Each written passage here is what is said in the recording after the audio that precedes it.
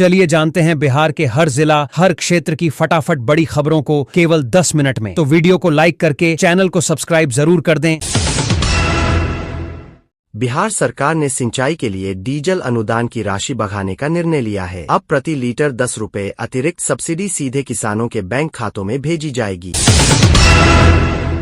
दरभंगा और मधुबनी में मखाना processing unit लगाने के लिए सरकार 10 लाख रुपए तक की सहायता दे रही है। इसके लिए आवेदन प्रक्रिया इसी सप्ताह से शुरू होगी।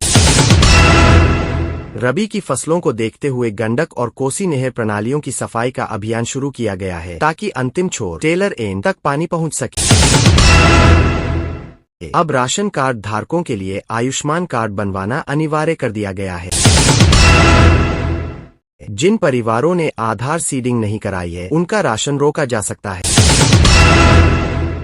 राज्य की 25,000 महिलाओं को स्वरोजगार के लिए मुफ्त सिलाई मशीन और 5 दिनों का प्रशिक्षण देने का लक्ष्य रखा गया है। समाज कल्याण विभाग ने स्पष्ट किया है कि जिन बुजुर्गों का बैंक खाता आधार से लिंक नहीं है, उनकी पेंशन फरवरी महीने से अटक सकती है। तुरंत ई-केवाईसी कराएं।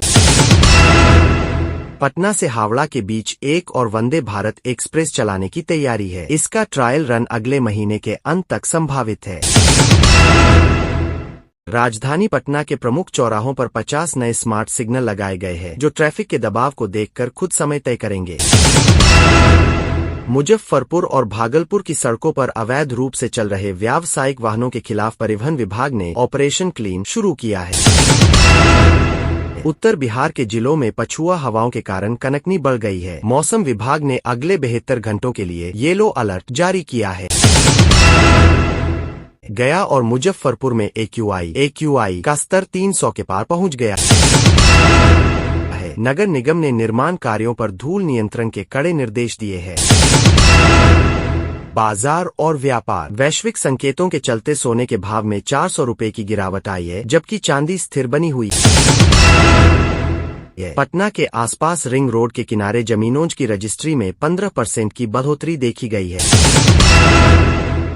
सर्किल रेट में बदलाव की चर्चाओं से खरीदार सक्रिय हो गए हैं। शिक्षक भर्ती के अगले चरण के लिए रिक्तियों की गणना शुरू हो गई है। जल्द ही नए पदों के लिए विज्ञापन जारी होने की उम्मीद है। राज्य के सभी ITI संस्थानों में अब ड्रोन पायलट का कोर्स भी शुरू किया जा रहा है, ताकि युवाओं को आधुनिक तकनीकी रोजगार मिल सके। जीविका दीदियों के लिए अब दीदी की रसोई का विस्तार अनुमंडल अस्पतालों तक किया जाएगा। इससे करीब 5,000 और महिलाओं को सीधा रोजगार मिलेगा।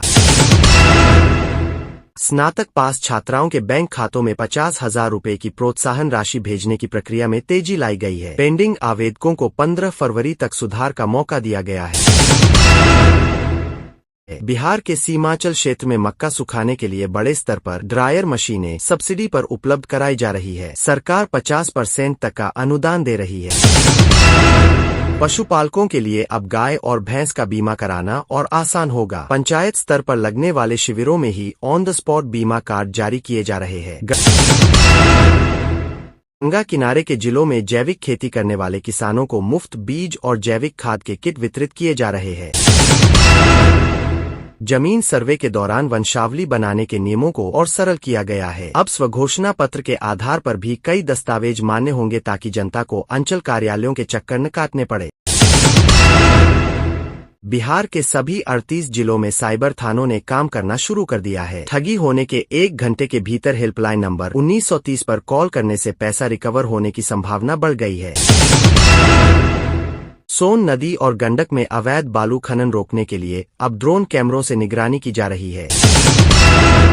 सदर अस्पतालों में मरीजों की सुविधा के लिए अब 24 घंटे में आई हेल्प यू डेस्क काम करेगी। यहां से दवाओं की उपलब्धता और डॉक्टरों के समय की जानकारी मिलेगी। आपदा प्रबंधन विभाग ने सभी जिलाधिकारियों को सार्वजनिक स्थानों पर अलाव जलाने और रैन बसेरों में बेड की संख्या बढ़ाने के निर्देश दिए हैं। स्मार्ट मीटर में आने वाली शिकायतों के समाधान के लिए बिजली विभाग हर शनिवार को विद्युत समाधान शिविर लगाएगा। आज सरसों तेल की कीमतों में 5 रुपए प्रति लीटर की नरमी देखी गई है, जबकि हरी सब्जियों के दाम ठंड के कारण स्थिर बने हुए हैं।